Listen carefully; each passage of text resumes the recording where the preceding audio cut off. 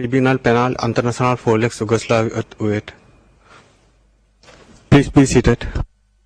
Izvolite, sedite.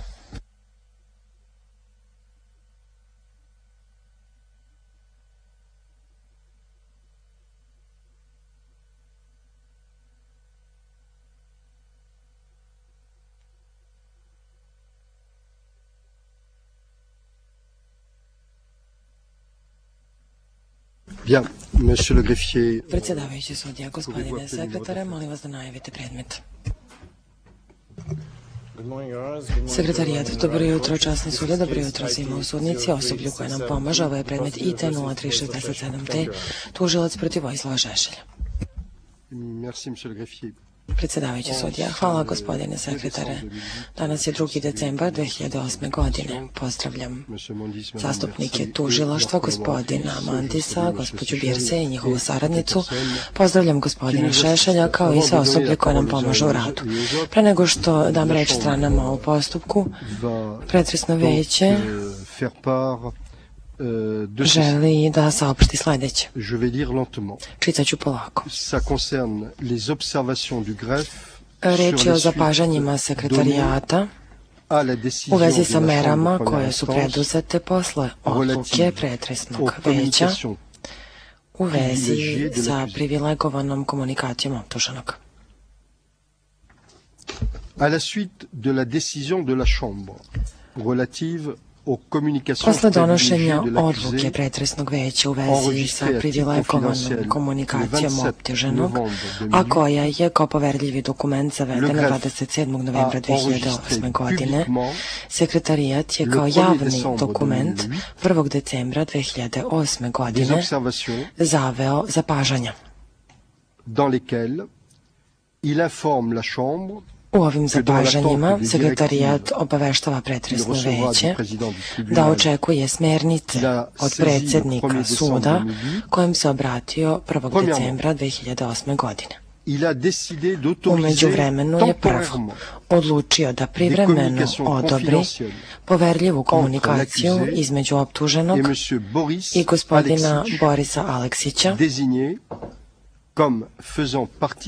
koji je imenovan kao član tima odbrane optuženog počev od 24. septembra 2008. godine i, drugo, sekretarijat ima nameru da privremeno odobri optuženom prijem telefaksa kao poverljivih dokumenta, a kojemu upućuje tim odbrane iz Beograda.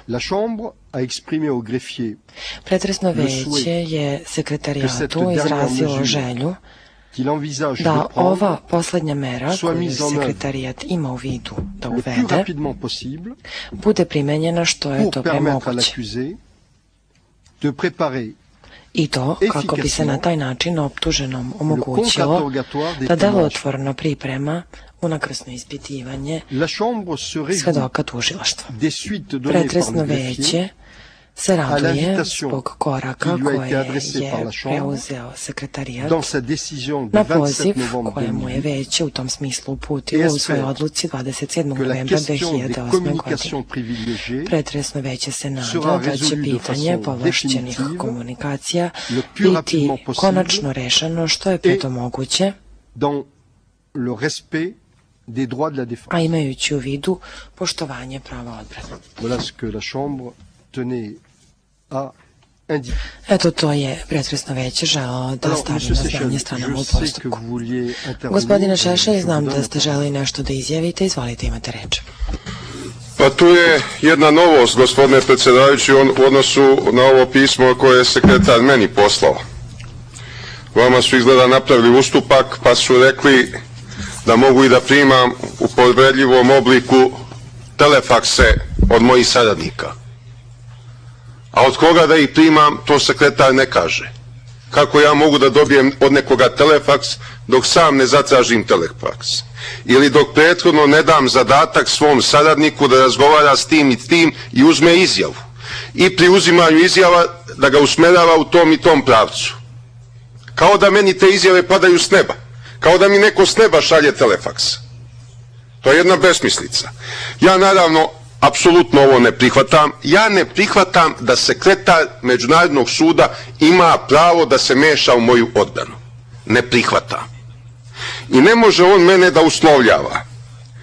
Kaže, za moje pravne saradnike, oni su više prilika davali neumesne javne izjave vezane za Međunarodni sud i delovali su na način koji može ugroziti reputaciju Međunarodnog suda. Ko je taj ko ocenjuje da su njihove izjave bile neumesne? Zar sekretar? Onda kaže sad su neumesne izjave kojima se on kritikuje za razne stvari i u moralnom i u stručnom pogledu. Zatim, da deluju na način koji može ugroziti reputaciju Međunarodnog suda.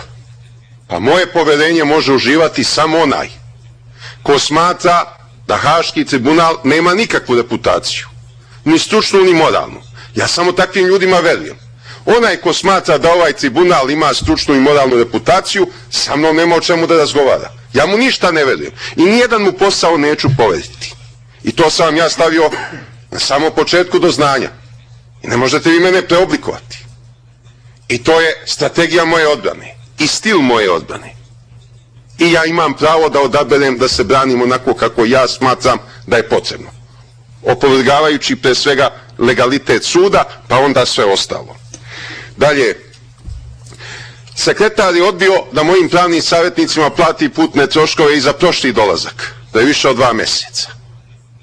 Oni nikad više neće doći ako im se ne plati taj dolazak od pre više od 2 mjeseca. Nikada.